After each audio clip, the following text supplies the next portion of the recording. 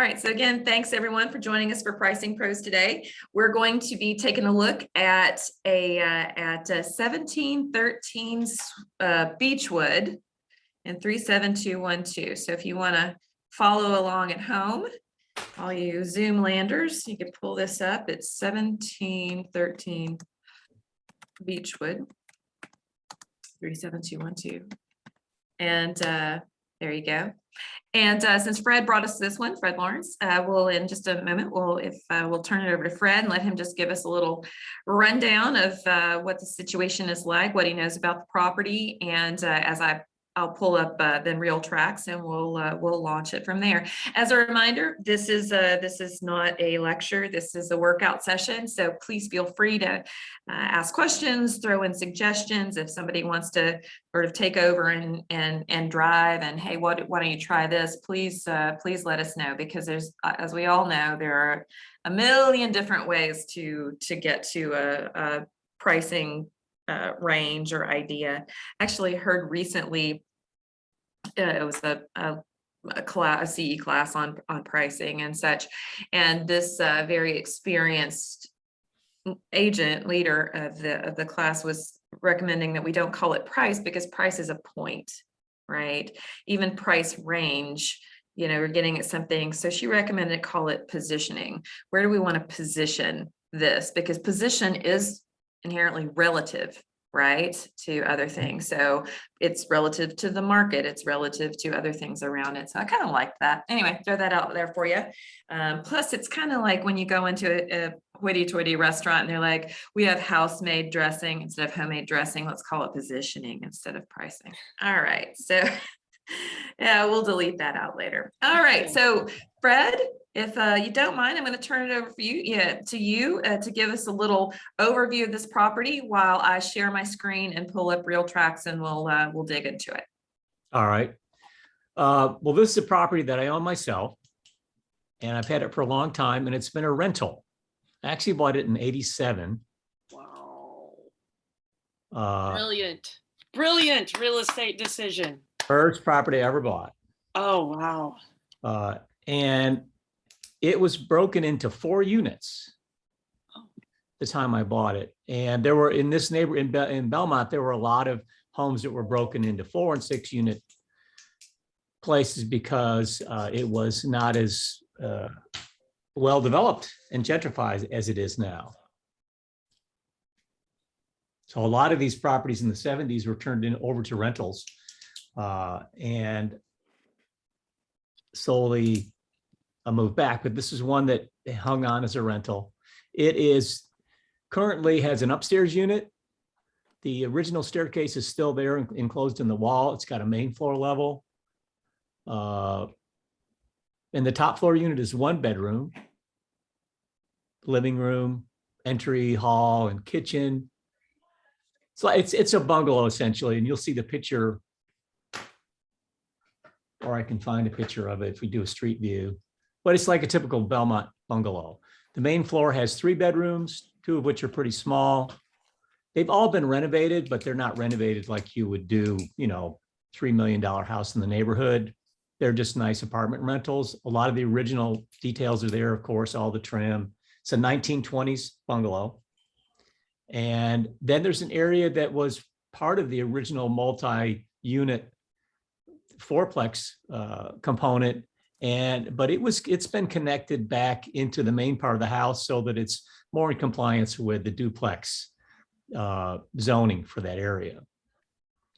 But the tenant down there really kind of lives independently from the upstairs, from the main floor it's connected to.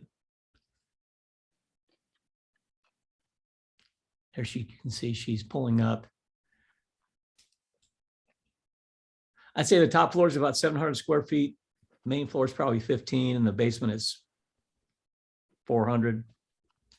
You can do the math on that, see how that comes out. At 2,600. Yeah, so then so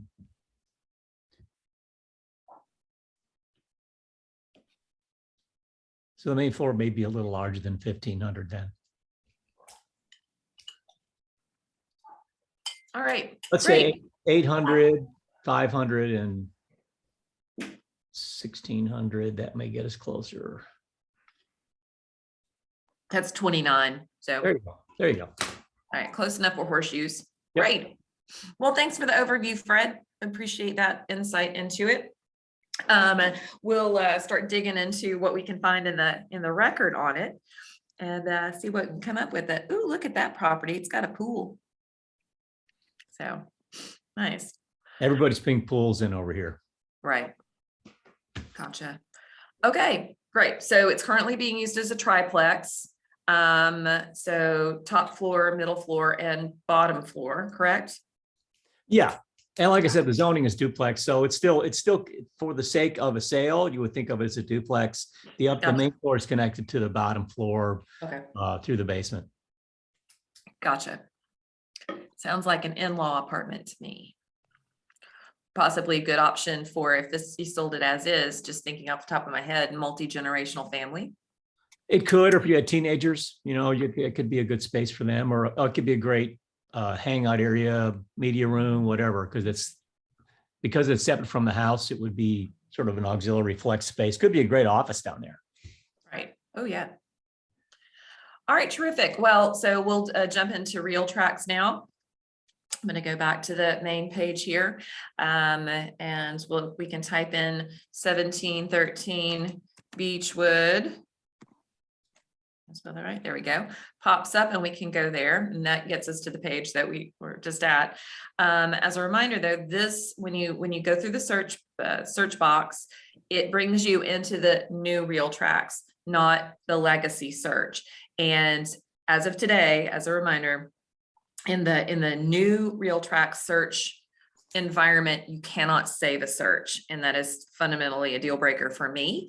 So, but this is a great way. I'll go and grab some insight into it, scroll through, and this page is a combination of MLS information and tax information, and so I'll just kind of scroll through. Looks like some really smart person bought it back in 1987. Excellent, good. Land use duplex. All right, it's about 3,000 square feet. All right, still tracking with what Ted shared with us. There's the sales history. All right. Oh, Fred, look at you, man. Nice one. And just scrolling through to see if there's any information that would help us out here. I usually scroll down and look for any information in the sales history to see if there was an MLS number. So it looks like this one was off market. So, but if there was a previous sale that went through Real Tracks, we could click on that number here, go directly to that old listing and get some information there, but no dice on this one. There are a couple different ways we can go from here, but I'm not going to go much deeper into this new search environment until I can save it. So I'm going to go up to search, go under legacy search, click residential.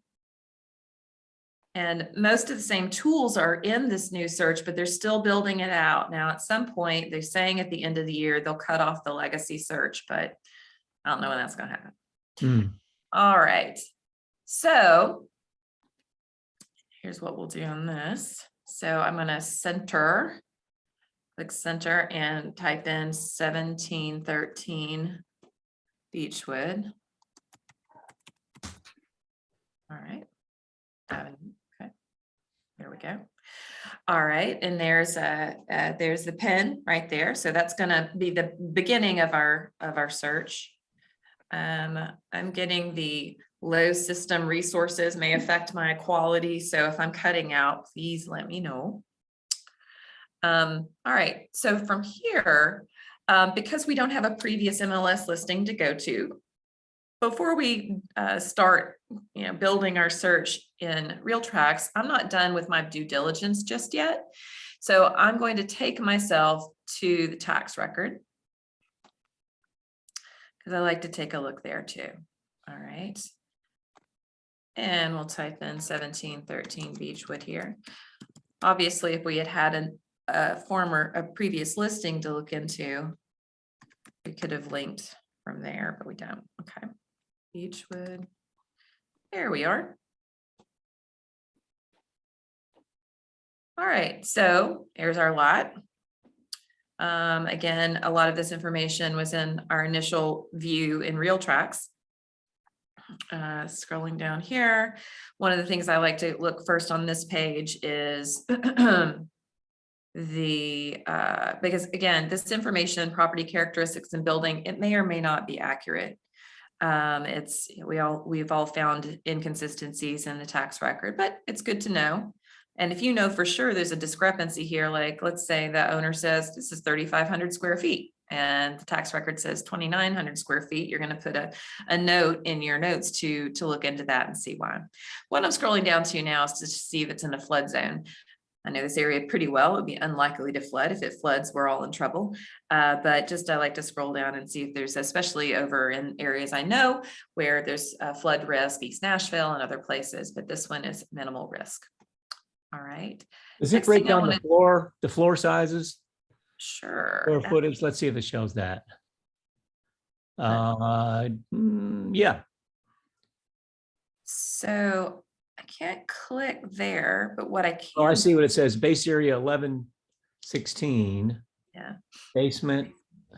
Oh, basement says 751. Yep.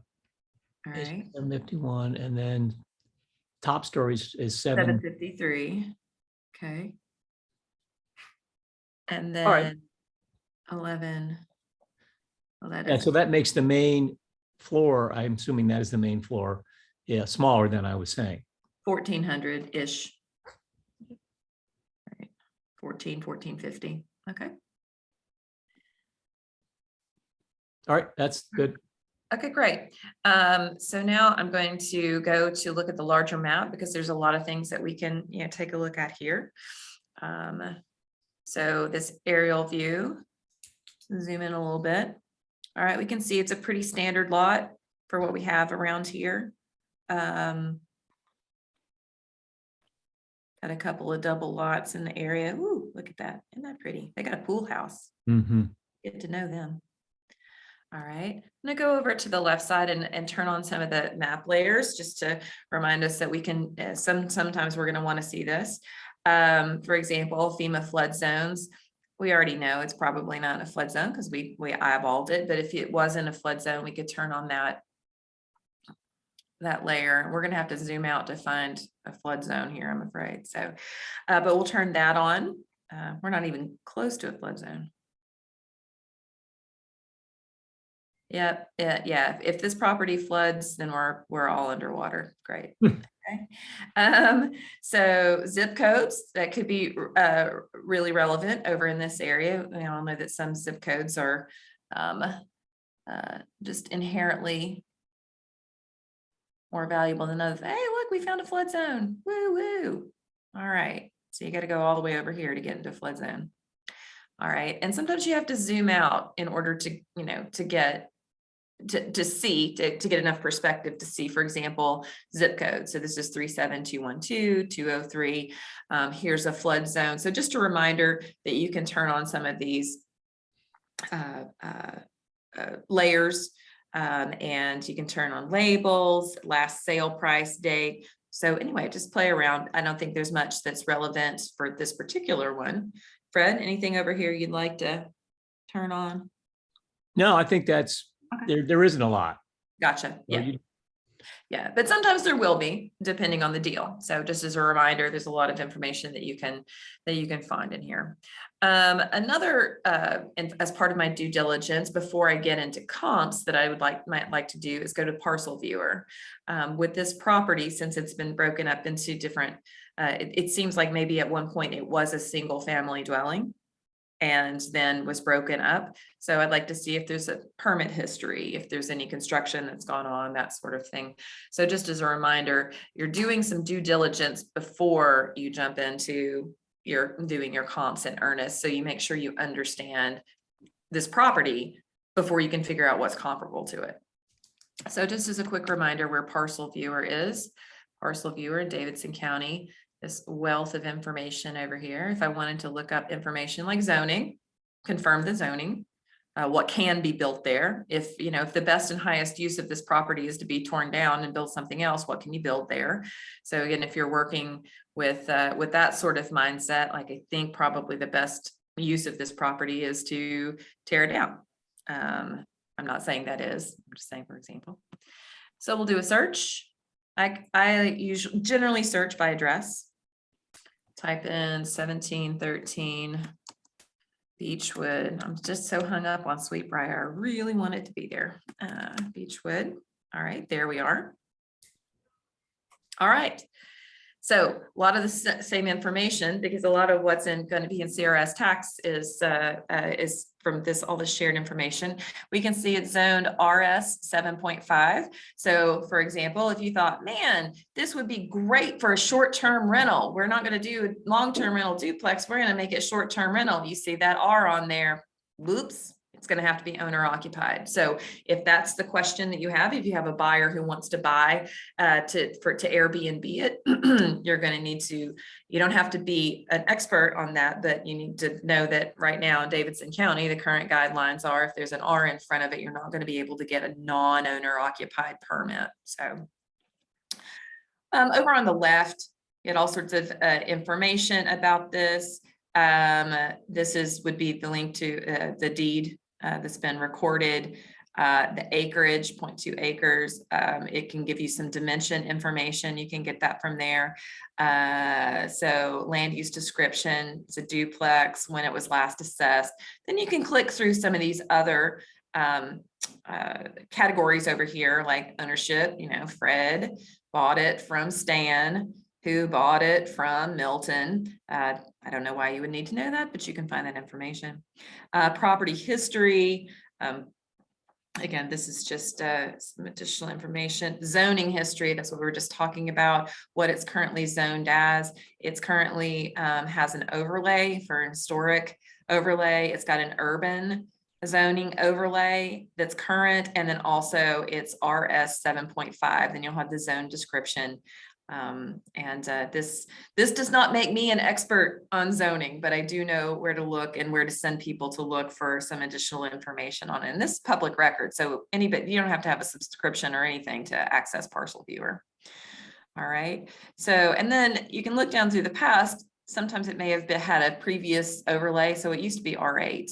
All right, but that is inactive. All right, so you want to see what the active, and there can be more than one zoning, what would you call it, Fred? Label, zone, I'm not sure. So this is OV overlay, the historic overlay. It's an urban area overlay, and then the actual zoning is RS 7.5, right? So an RS 7.5 medium density residential requiring a minimum 7,500 square feet lot and intended for single family dwellings at a density of 4.94 dwelling units per acre. So what that says to me is it's changed somewhat, because it was currently probably grandfathered in as a duplex. But if you were to tear it down and build again, you could not build, for example, a HPR on this. You couldn't build two. Fred, does that sound accurate to you? Yeah, you couldn't build twins on here. I don't know that you couldn't build a duplex if that part of the overlay, the historic overlays, you have to keep the whole front facade of the property. Right. So that would trump out a lot of things that you might do there. But you can put a dadu there, an auxiliary building, and have living space in that. They're doing that in the neighborhood. Gotcha. Okay, great. Thanks. Anyway, this is the tax assessment. It's assessed as commercial. Fred, is that true? Oh, because it's investment property. Yes. Yes, sir. Thank you. Permit history. This is where I like to do some stalking for anything that's been done. Looks like Fred put a new roof on it in 2012. All right. And then who did it? And permit number. Oh, there's an electrical permit pulled in 87. Fred, that's when you bought it, right? Yes. Okay, so some work was done there. So this is good information to plumbing. Permit was pulled on that. So when you know a property has been renovated, especially on these things that typically do require a permit, this can be good information to start looking at for a buyer who's looking into it to see if the work was done up to codes, at least the codes at the time. All right, and then the stormwater elevation certificate. All right, so enough about Parcel Viewer. This is just a wealth of information. Just to remind everybody that you can go there and take a look. So now any questions about Parcel Viewer? Any of the information we see here or anything in CRS tax? Feel like we've done some good preliminary due diligence, and I think we're ready to jump into real tracks now. I would add something. It's when you go to Parcel Viewer, it's good to open all the instruments that you see, those blue highlighted letters, because that gives you a lot of history. You can get, like, if you're looking in a horizontal properties regime, you can see the HOA docs and bylaws in some of those. Cool.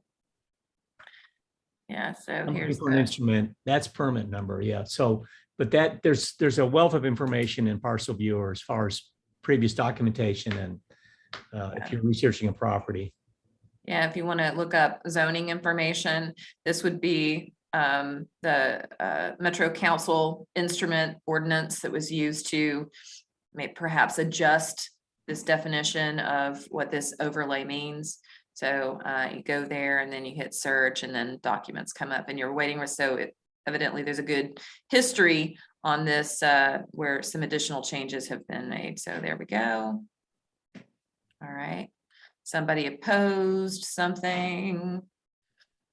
So anyway, so then you can click there and dig in. This is, I mean, Parcel Viewer is a rabbit hole the size of Jupiter. I mean, you can really get lost in here, but good to know when you're if you have a buyer who has a particular idea in mind, to say, all right, buyer, I'm not the expert on this. Remember that disclaimer form that we all get signed. I'm not an expert on anything, but I can help you find the information. Parcel Viewer is a great place to send people to go, be the source of the source.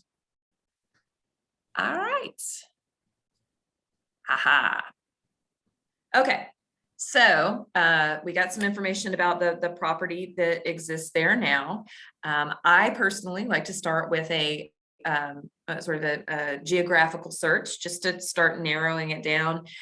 When you think about, for those who've done Ninja, when we're helping buyers find properties, we think about the funnel approach, right? You put a whole bunch of stuff into the top of the funnel and you start pushing it through and weeding it out. That's the way I like to look at doing pricing.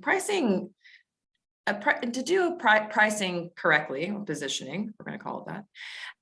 It's an iterative process. It's not a one and done, right? And sometimes as we're working through it, maybe we're pushing stuff down through the funnel by limiting it, or more and more to narrow it down. Sometimes we go a little too far and we need to pull it back out. So think of expansion, contraction, and multiple iterations. So Pricing Pros came out of this recognition. It was a conversation with Dee Davis of, most of us do pricing, 30 minutes before our listing or our buyer presentation. And and it actually is a process that takes time. And to do it well, it takes a lot of practice and understanding of all the information that goes into it. So we're going to start with a geographical search for a number of reasons. Again, we typically don't want to cross any sort of major boundaries. And as Sylvia Jean-Trapani was on here, she'd remind us that Nashville is very much about micro neighborhoods.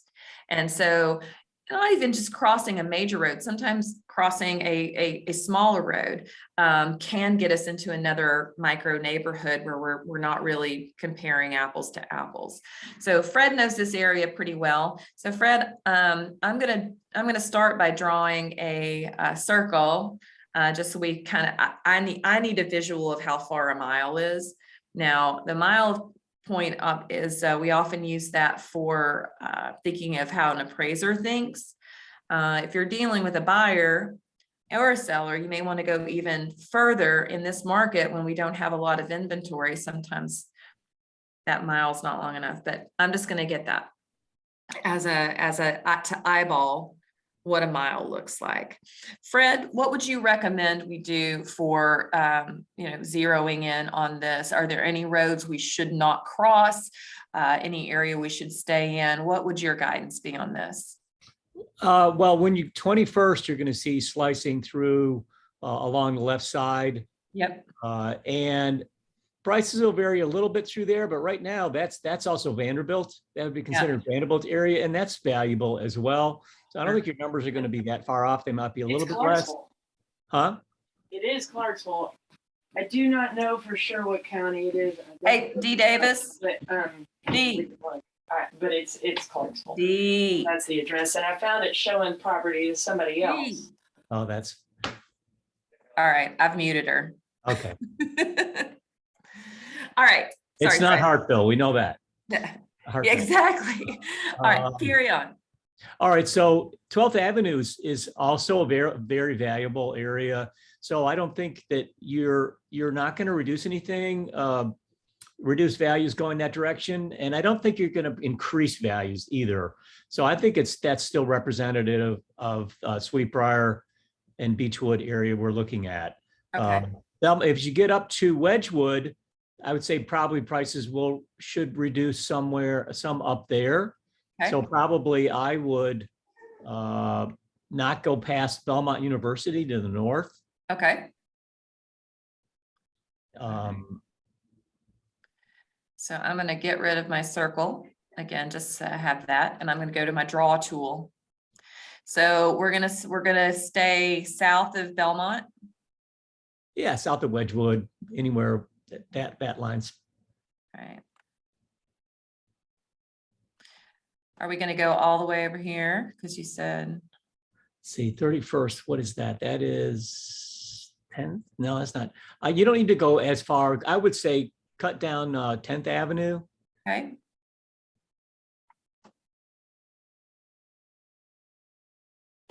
We going all the way to 440? Yes. Okay. Primrose is not as great a street, but we'll be able to see that pretty quickly. Okay. And then all the way over here. Probably, yeah, you could go over the Natchez Trace if you want, Okay. or just go right up 21st. How's that look? That's that. Yeah, let's try that. To start with. Yeah. All right. All right. Now, so that's our geographical limiter to start with. And this is where knowing your neighborhood is really helpful. And if you don't know a neighborhood particularly well, once we get a representative sample, we'll talk about how you can learn more about the neighborhood if it's not your particular area. All right. So let's just go on and hit search listings. Now, we'll talk about the default setting right now, but let's just see what's in our little shape right there. 20 listings in the little shape. All right, here's again is our subject property right here. So there are a couple right around in here, right? There's not too many over here that crosses 21st, right? But we'll leave them in for now because that's not a bad sample. Now you'll notice we've got some active, we've got some under contract showing, that's yellow. We've got some coming soons that are gray, but we don't have any red ones, right? And the red ones are closed, right? So we need to grab those. The default settings in RealTrax, when you do a search, status, the defaults are active, coming soon, hold, under contract showing, but we also then want to add under contract not showing. And most importantly, we want to add closed, right? Because the market's so hot, let's do 6 months. And again, if someone says, you know what, I know that area, things are selling, you know, bam, bam, bam, really, we only need to look at 3 months. Or let's say that instead of 20 listings, we had 200 listings. We might need to limit that a little more to help zero it in. All right, but right now 6 months seems pretty good.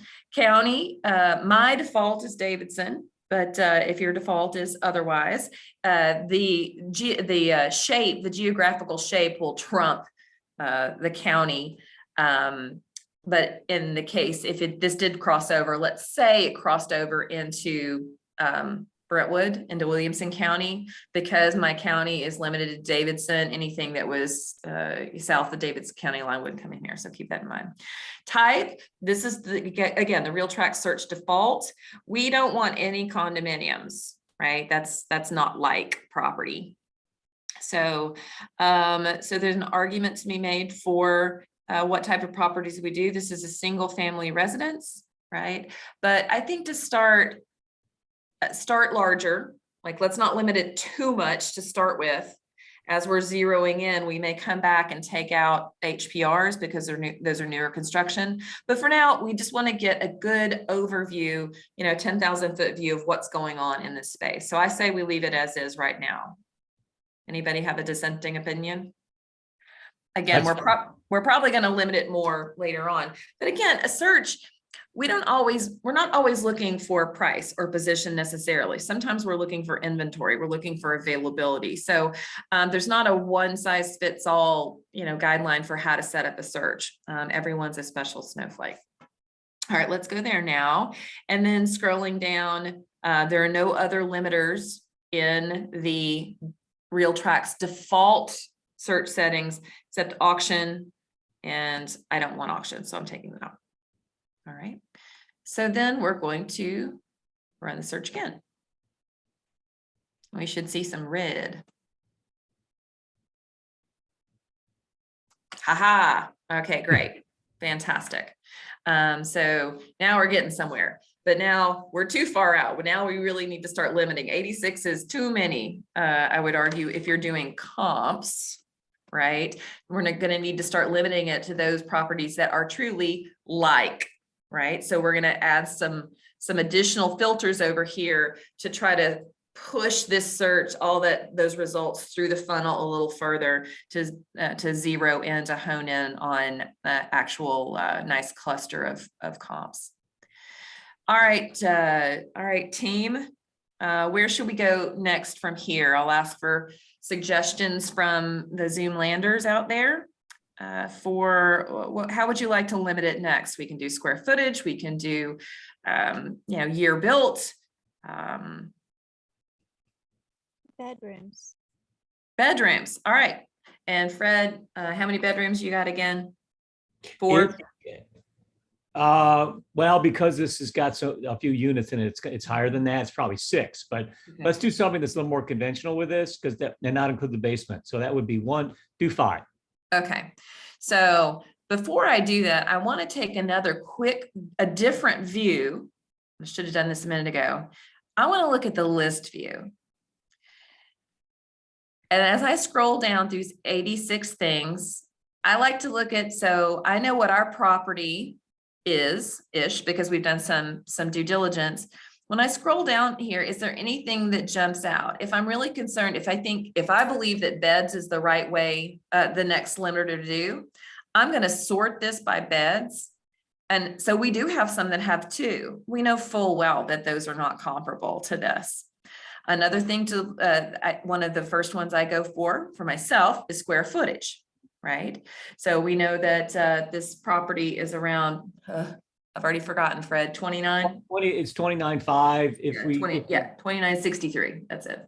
Yeah. All right, so something that is 1,000 square feet. Now, if we're out in, a very rural area and there just isn't a lot of data, even if we go out 5-6 miles, we might not pull that out in this situation. But in the urban core like this, definitely, I think we can limit it by that. So how about we start by square footage? Let's get that up there. So that's gonna pull out, that's gonna drop off a fair number of these. What seems like a reasonable number? We don't want to zero in too far, too quickly, too fast, right? Or too quickly, too soon. Because we can always, it's super easy to run a search. So we can throw out, what do we think? Let's throw out 2,000 as a minimum, all right? 2,000 square feet is a minimum, all right? And running the search is as simple as hitting search, right? And that gets us from 80 something to 67, probably getting closer. We believe that bedrooms is important. So this one we're going with 4. Let's say that anything 3 and above is okay, all right? All right, that goes from 67 to 5. Oh, I'm sorry, I put it on the main, sorry. Wrong thing. It's like, that was surprising. Trust your gut. When you see something, you're like, something's off about that. All right, 66. All right, excellent. So that didn't bring it down too much, right? We only had a few that were fewer than 2 bedrooms. And then year built, right? So Fred, I'm sorry, remind me when this And one you was could do built. 4 bedrooms because even if I don't count the basement, I've got 5. Yeah, okay. That will help you cut some down. All right. And then let's do year builds. I mean, we don't want new construction in here right now. If I'm working with a buyer and I want to say, this is what's available out there. But if I'm working with the seller to position it, then I don't want to compare it to new construction. I do want to know what's available, for the market, the demand, but for actual zooming in on pricing, let's do year builds. How about 2000? So I don't want anything newer than built in 2000. And again, it hurts us, it hurts nothing to hit the search button and then be like, okay, that didn't get me where I needed to be or where I wanted to be. That doesn't make sense. You can always undo that. Again, that's that iterative process. All right, we're down to 22 with that. So we pulled out all the new construction. All right, so 22 is pretty good. That's a pretty good sample to start digging into a little bit, I think. Fred, what do you think? Sure. Okay. So next, one approach could be, let's go to the grid view. I like the grid view for a number of reasons. I like to scroll through and I know the property that, that we're talking about. I like to look through not just at the pictures. It's not that. It's glancing through the public remarks to look for things like fully renovated, to look for things like handyman special, tear down for land value only, things like that, to make sure that these are, basically like for like, right? And Fred, your property much better. So if you see anything that jumps out like, man, I'd pull that out for this reason, that would help us understand, your thought process as well. Go back up a couple. All right, so go back down to the one with a couple columns there. Keep going. Yep. Stylistically, it's similar to that property there. Okay. 1713 Gale. Okay. So I'm going to put a little star by that.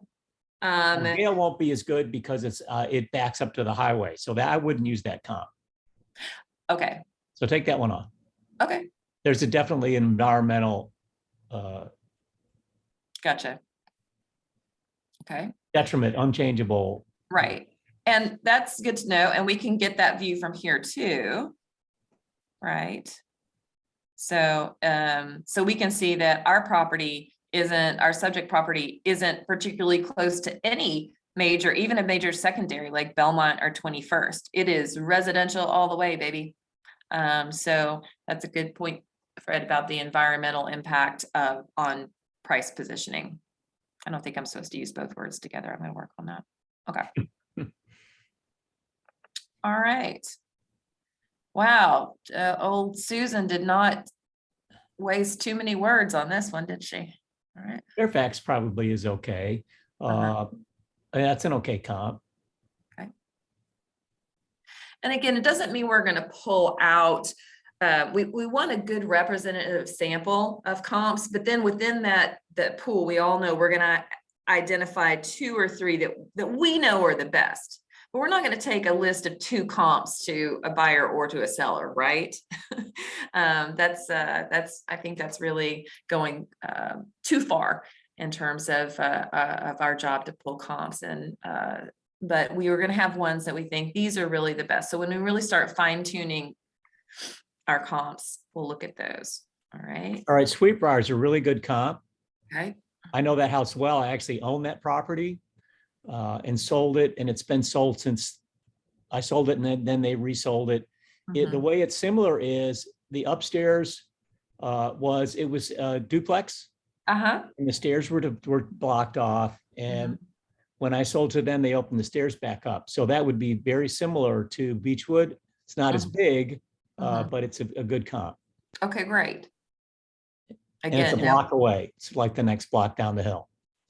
How many baths in yours? Is it 3, 1 per floor? It is 1, 2, 3, 4. It's Oh. actually got 5 bathrooms, but that's because it was a 4-unit. So I'd say four bathrooms. Wow. So that's a lot of baths. It's mostly original bathrooms, so all that has to be taken into account. So here, for example, for comp purposes only, that doesn't mean we pull it out. But that means, you know, that probably means it was sold before it went to market. So in a balanced market, if it's sold before it goes to market and it wasn't exposed to the market, then that sale price would be a little suspect. Maybe it was sold within a family. Maybe it wasn't an arm's length transaction, right? So it doesn't necessarily mean we pull it out, but we note that, like, okay, we would need to dig into that. If we thought this is the very best comp on paper, we'd want to find out a little bit more about that one. How was it sold? Was it a pre-market deal? You know, that kind of stuff. All right. Entered for comp purposes only. Interesting. I wonder what Fred, do you know the deal with this one on Linden? I don't. I'm trying to recognize that property. It almost looks like maybe it was one of those like a major renovation where they kept the front elevation, but you know, all the guts were changed. So we'd want to look into what went on with that one. This is probably not a good comp because it appears that it's been a full renovation, maybe, Right. which would not be comparable. So One thing to look at is the square footage. Generally, a full renovation, they'd add on to it. They do some that are not that where they don't do that, but generally, you know, someone who's an investor builder, right. that you want to look at and see what it sold to the you know, when it sold last time, what it sold for. So we'll just click on record, go to tax record real quick, because we can bounce back and forth, get some information on that. It was sold in 2020 to Hyde Construction Group. Yeah, so they worked on it. Yeah. And I don't know if it would show the previous square footage, not to go down a rabbit hole. Yeah, we would have to go down the rabbit hole. Don't worry about it. Which we could go to Parcel Viewer. Just we'll do a very quick rabbit hole, 2416 West Linden. All right. And sometimes, you know, if it's not doing a quick and dirty and you really need this information for the deal that you're trying to broker, this may be called for, right? So, all right, information. Square footage, 178. Would that be reflected in this property history? Okay, yeah. Thanks. All right, resub, date established 1971. Well, we'd have to dig down more. I wouldn't spend a lot of time. The permit might tell you something, but yeah, permits might, for example, a double-sided sign in English is okay. All right, so you might be able to find out from here, you know, what time. So accessory structure was built. So anyway, so just to know if that's something you need to know, if you really need to understand if that's a comp or not, because it's really important to your analysis, then you may need to go down that hole. All right. All right, scrolling down. Oh, now here's a point. So let's say you don't know your neighborhood, this neighborhood very well at all. All right, so you're like, man, I've never worked there, but my friend lives there and she really wants me to sell her house. Or, you know, my mom really wants to move into this neighborhood and get to know it. When I scroll through, I'm looking at who the listing agent was, right? Kate Nelson with Village. I know Kate. Hey, Kate. So I might call her up. Kate, what are this sold, you know, in May? Can you tell me what the dynamics were going on in that neighborhood? Can you tell me who was making offers? Were investors making offers? What was the deal going on? So don't be afraid to pick up the phone.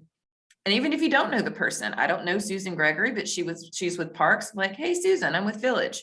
I have a question. Would you be willing to talk to me for a bit about this sale that happened on Fairfax? All right. All right. So, oh, cool. Excellent. So, already got, so here's some interesting information. We have already gotten plans approved by Historic. Price will include the plans and also plans for a detached garage with a live-in unit on the top. So this is interesting. So it's not just being sold for the property, you know, proper, but also for the work that's already been put into it and what's being sold to be. So there might need to be an adjustment to that price if this is truly a great comp. Estimated 5,800 square feet. Holy moly. For the new build, for the new, what they're Right, gonna, it's but it's still larger. It's 3447. Yeah. So Yeah. And that property, I know that property. If you look at the pictures, it's nice from the front. I think the lot is a little wider Mhm. than mine. So I'd say mine is that is more valuable. Gotcha. So we might want to exclude that.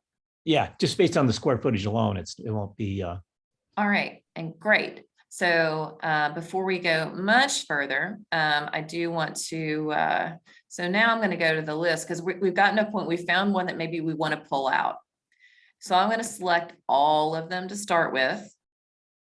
I'm going back to the grid look, and you can see I've got a check mark here. And I'm going to scroll down to that one. And Fred, if there's another one to take out, remind me. I don't think Gale's a good comp. Gale, okay. No, we know Gale's not. Take that one out. Okay, so I'm going to uncheck that, and that's going to come to bear when we're going to run our first pass at a CMA. All right. Oh, Megan Manley. So if I was on the fence and not sure if I should leave it in or take it out, I'd call Megan and say, hey, Megan, could I talk to you for a couple minutes about this? Here's the deal, you know. Being careful, of course, that if it's going to be your listing or, you know, if that you're not marketing it or anything, but in-house, you can have that conversation. Okay. And you said,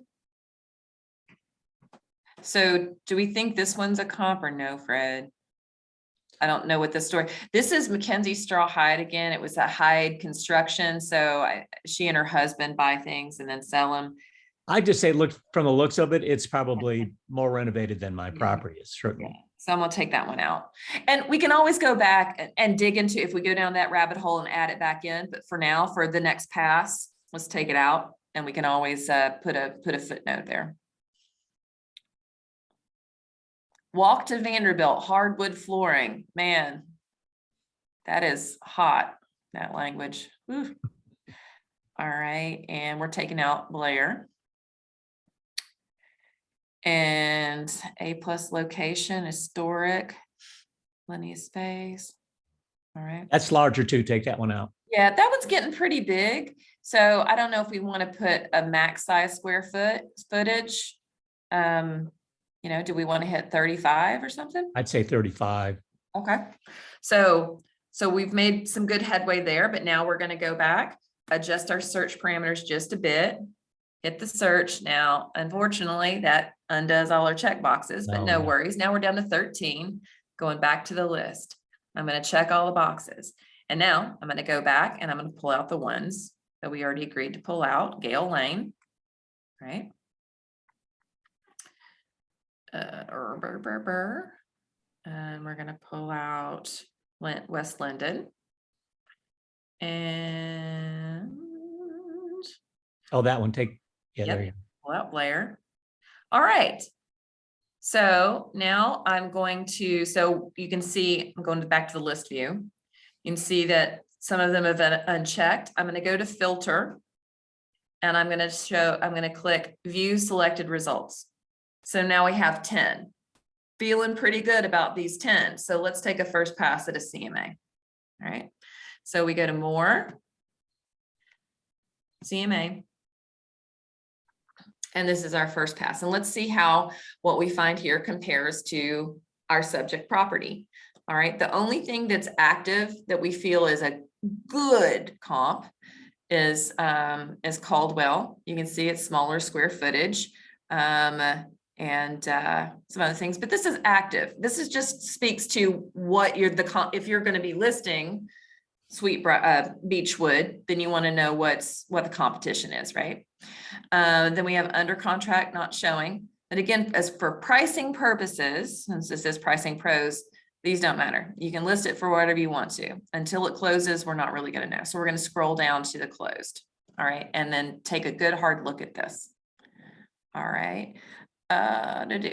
Okay. So the average year built was in the 30s. Fred, can you remind us what the year built on this one is? 1920. Okay, thanks. All right, so this one's a little bit older. All right. For this 441 is the closest in terms of beds and baths, right? But it was built much later. It's a little bit bigger. Garage spaces. Does yours have any garage spaces? No. Okay, good to know. And then how do we feel about this range of, let's start with beds, 4 all the way up to 6. Now we know Fred's really probably has 5.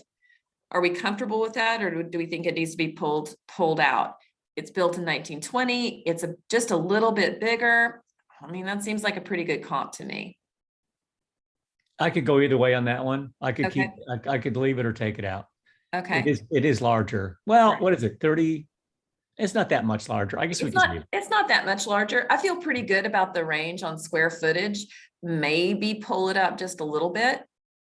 I would check out the bottom one because price wise, it's an anomaly. The Cedar 20 very Oh, bottom, Gotcha. $1.5 million. I want to make sure that's not more. Let's take a quick peek at that so I can click on there.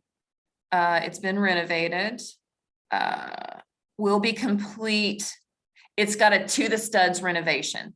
All right. So I missed that when we were walking through. So that's probably not a good comp. Yeah. Right. All right. So I'm going to go back to results, because I need to pull that out. I'm going to pull out Cedar. I'm going to filter by selected results. And now I'm going to run it again. Okay, good. Let's go back down to thing. All right, that's seeming like a pretty good cluster there. The ones that we thought were excellent comps were, let's see, we had Sweetbriar, we thought was an excellent comp, correct? Oh, yes. And then what was the other one of the Fairfaxes? Yeah, Fairfax is a similar style. I'd say the top one is not a good comp. That is Westwood. I just take a look. That falls in a different Okay, price point. take a look. I'm not sure why. Beautiful too, including Archway. And Westwood is not a street that's up to the level of Beechwood. That Okay. much I would say, but And sometimes you do need to take a look at just the pictures to see if it says renovated to the studs. Let's take a look. Is that true? But if it wasn't renovated, has it been updated? You know, so sometimes you can look through and get an idea from there. So I'm going to go back to results. And Fred, to your point, and I'm sorry I'm moving kind of fast now, but we've really spent some good time zeroing in. So Fred, you're saying that you don't think Westwood is on par, right? not in general. Okay. The homes tend to be a little more modest on Westwood. Uh-huh. But I'm fine with to like you said, to cut to the chase. I'd be fine to go with the CMA the way it is, so you can wrap it up. Okay. All right, great. And again, it doesn't mean this one session is one and done. And we did spend a little time, on some the mechanics of this, but I'm feeling pretty good about what we have. All right, so I'm going to go back to CMA. Scroll down, you can see that the average and the median are a bit smaller. Year built, we're getting closer there. 421, we know that there's and Fred's property is better than that. All right. And then, all right, so let's say for the sake of argument that we feel really good about this and our average and median sale price per square foot is in the, let's call it 475 to split the difference. What else do we know about this property that's important? one of the things that we know about this property that's important is it is currently being used as an investment property, as income generating property. And that's something that you can't necessarily find out, but you may be able to figure out from the listing information. But depending on who you're marketing to and how you're going to market it, that could be important, right? We know it can't be used for short-term rental, but it can be used for long-term rental, and it's right there between Belmont and Vanderbilt University. So if I were marketing this, and Fred is, Fred, would you be including like your pro forma for your rental income? I could, yes. So, because that could help, the pricing, positioning for a rental that's already set up to be rented and just turnkey handover as is, could be priced differently, right? Most properties that are selling in this neighborhood are going to buyers that are turning around and renovating them and gutting them and Right. adding on to them. Yeah. Do you think that's the best and highest use? And this is, again, your knowledge of the property and the neighborhood, that the best and highest use is to sell it as an investment property, or to sell it to someone, like you said, who's probably going to want to buy it and completely fix it up? I think it'd have a higher value as a renovation. Okay. All right. Great. Rentals don't have the same value. Gotcha. Okay. All right. So with that, anybody want to take a stab at a price?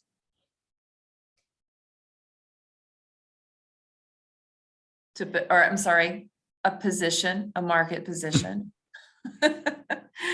Fred, we thought, let's see, the Sweetbriar one is probably an extremely good comp. And what was one other? Which of the Fairfaxes? Those are super close. That's not an HPR, is it? 2111, 2111, and 2113 side by side sales.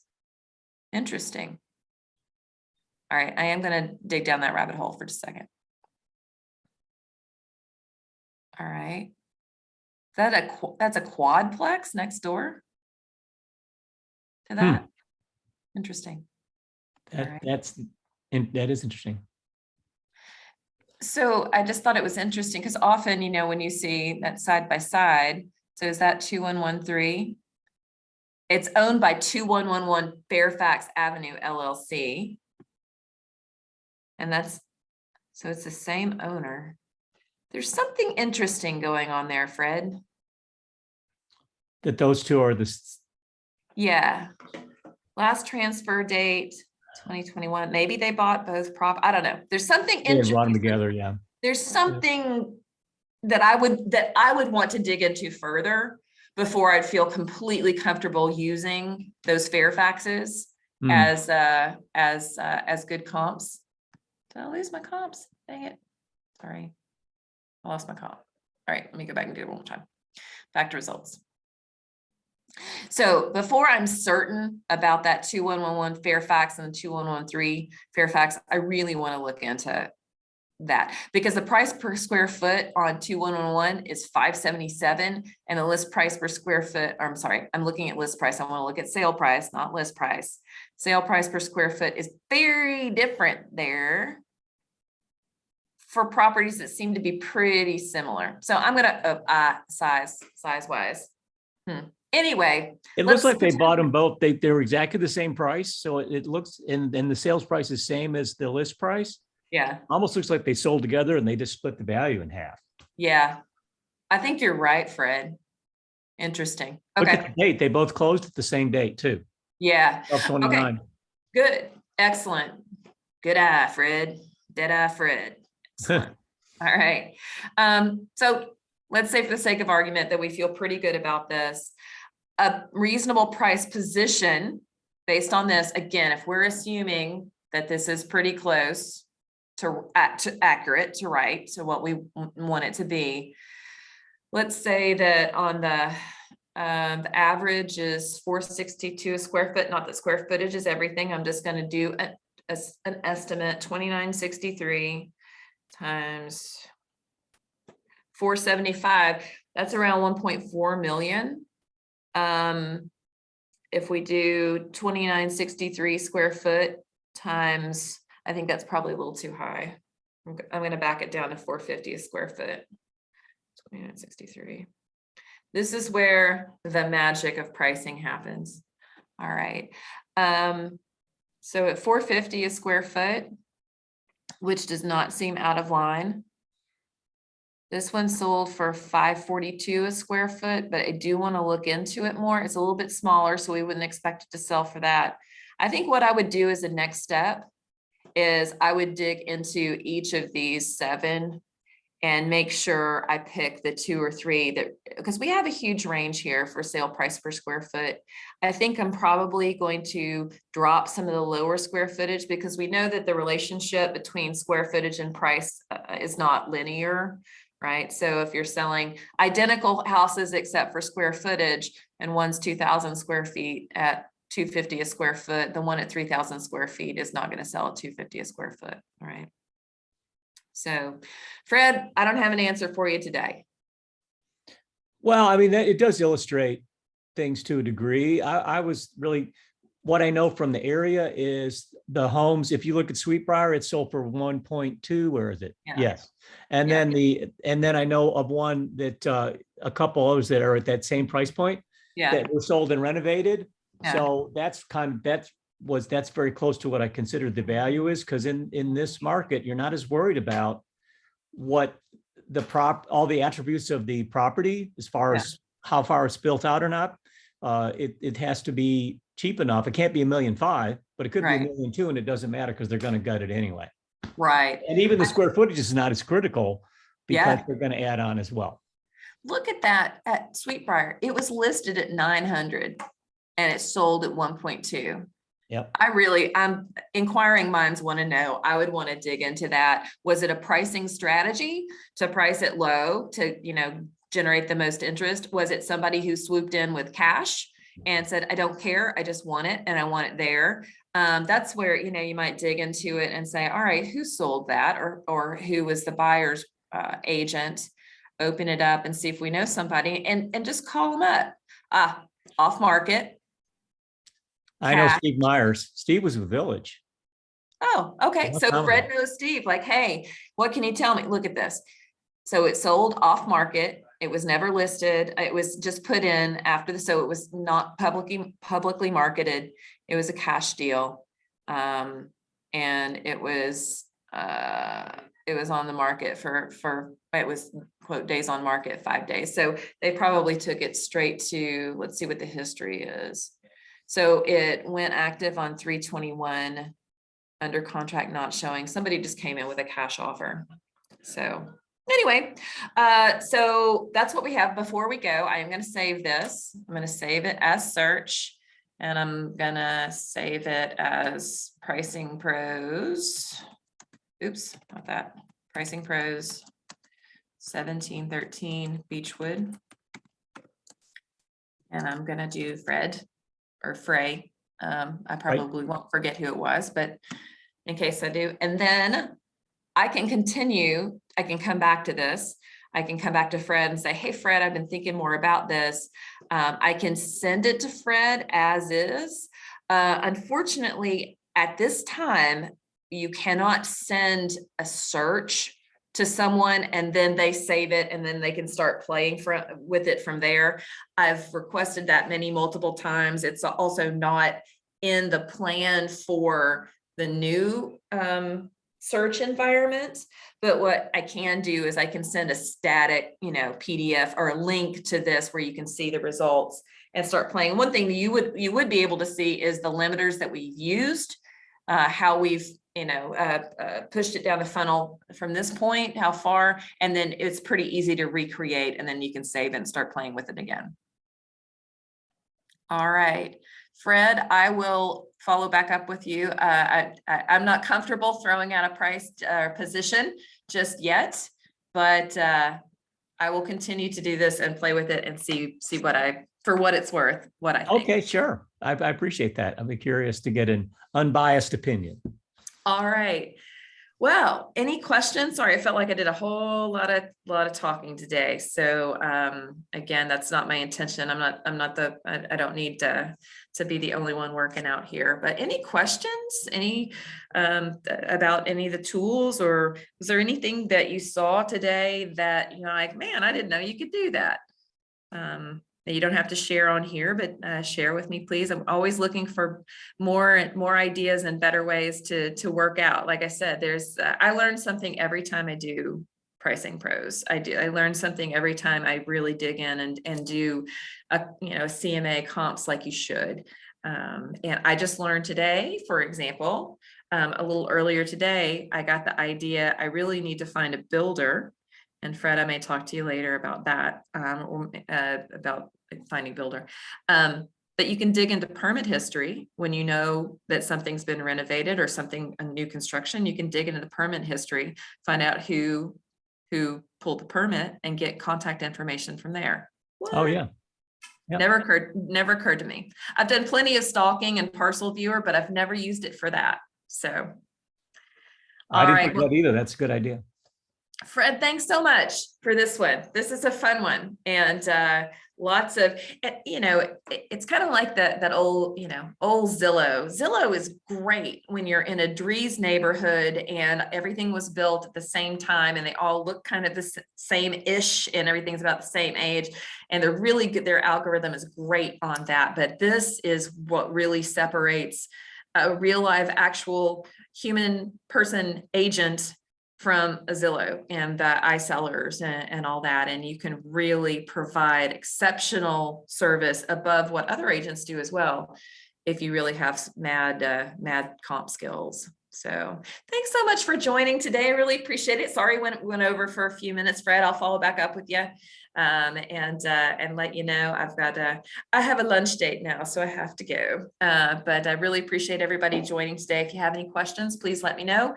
If you'd like me to send you, if you'd like me to send you, like a link to this comp so you can continue on the path and investigate, let me know. I am Rebecca Cooper. You can find me at rcooper@villagetn.com or give me a call. Thank you all. Thanks, Rebecca. Thank you. Talk to you soon. See ya.